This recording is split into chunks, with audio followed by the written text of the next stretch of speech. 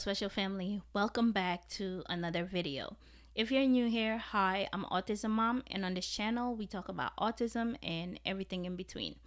If you'd like to be part of the family, click the subscribe button and hit the notification bell.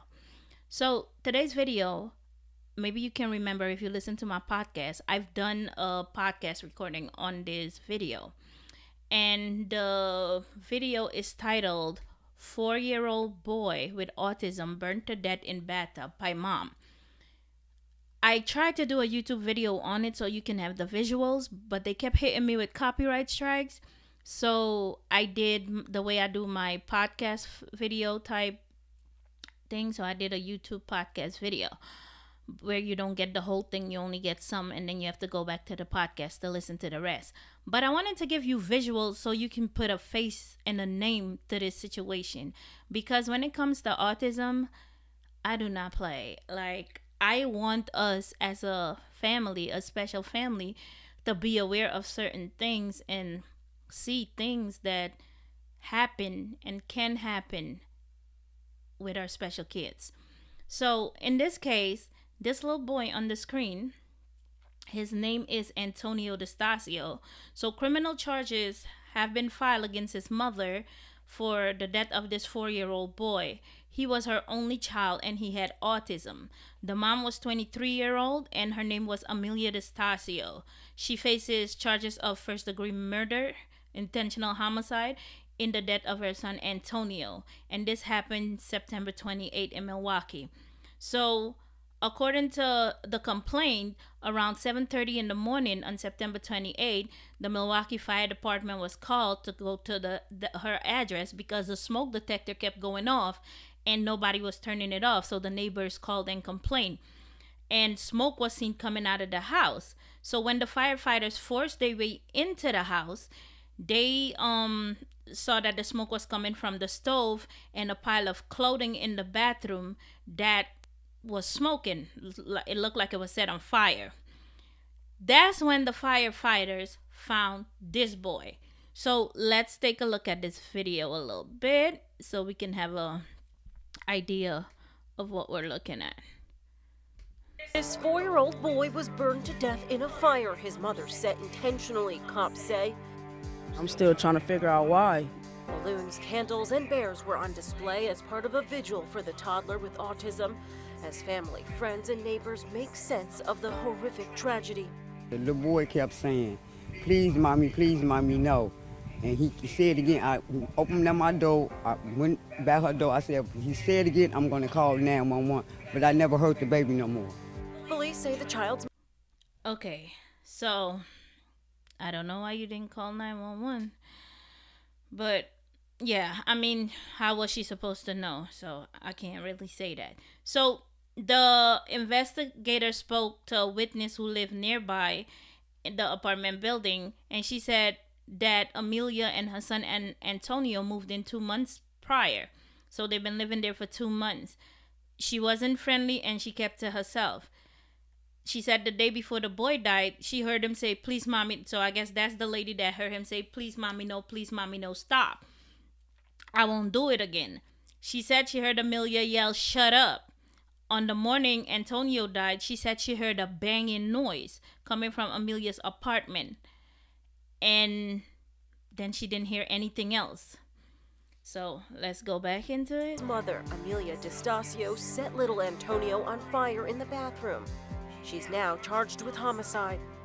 Firefighters were called to their Milwaukee home after reports of smoke coming from inside. Investigators say Antonio was found bound with 7 belts, burned, and with a plastic bag over his head. They found internet searches on his mother's phone for how to kill a cannibal. Antonio knew his ABCs and could count to 100. A GoFundMe page was set up to help with the funeral expenses. I'm Lee Sheps for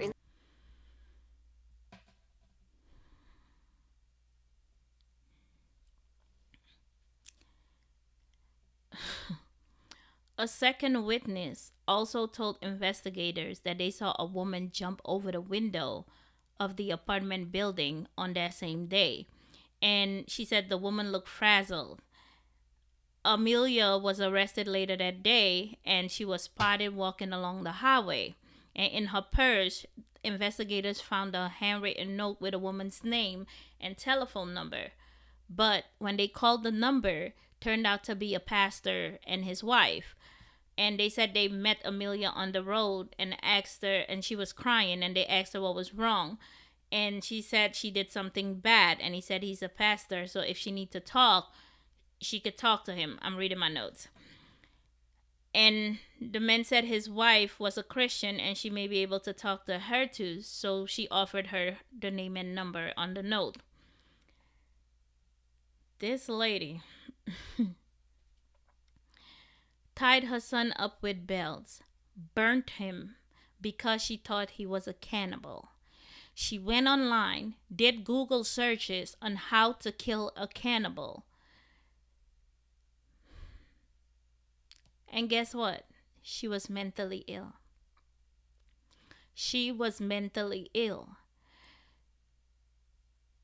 If you're mentally ill, how are you allowed to raise a child when you can't even take care of yourself?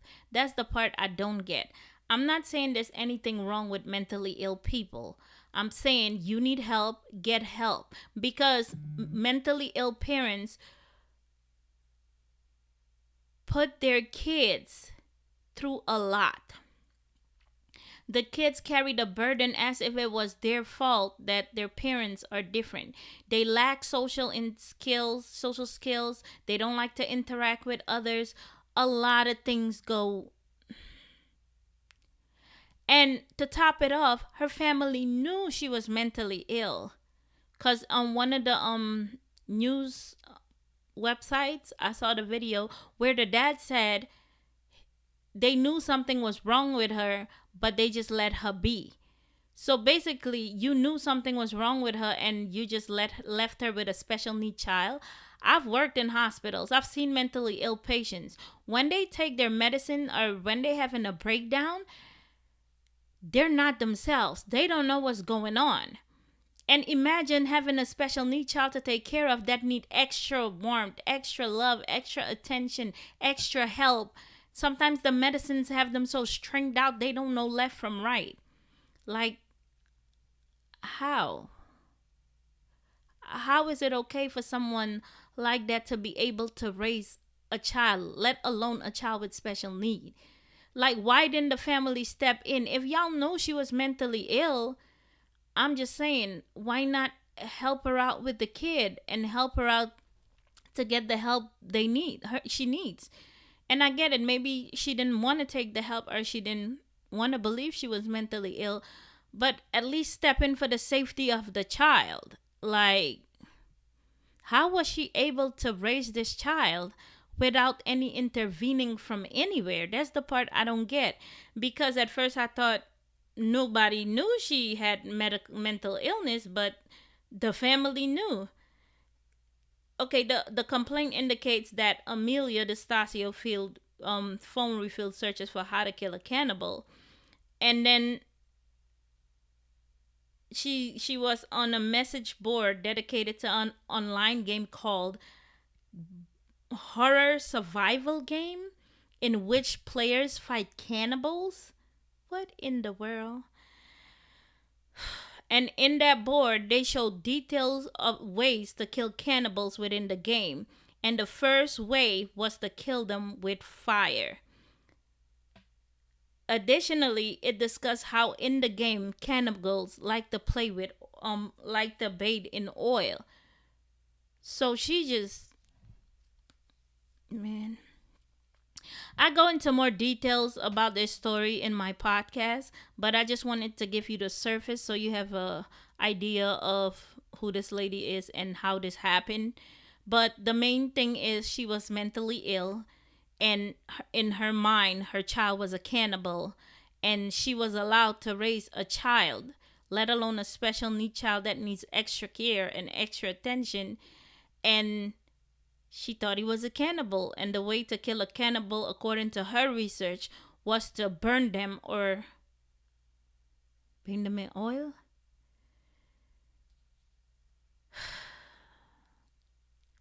I feel so bad for this kid.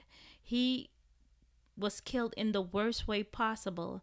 And not alone that, how do you not hear the screams of this child begging you and pleading with you and telling you, no, mommy, no, I won't do it again, or no, mommy, no, please stop, please stop.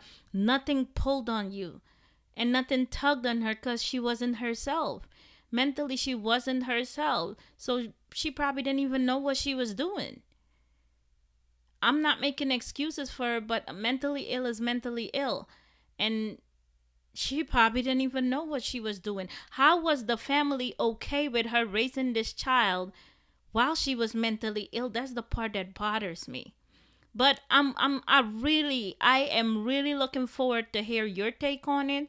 Leave your comments below, because I don't know everything, and maybe my intake of it or my look on it isn't the right way. But if you guys have any opinions or any other way of looking at it, please leave it in the comments below. I love interacting with you guys, and let's keep this going so we bring awareness to things that happen to kids with autism. So thank you guys for watching this video, and I'll catch you in the next one. Bye.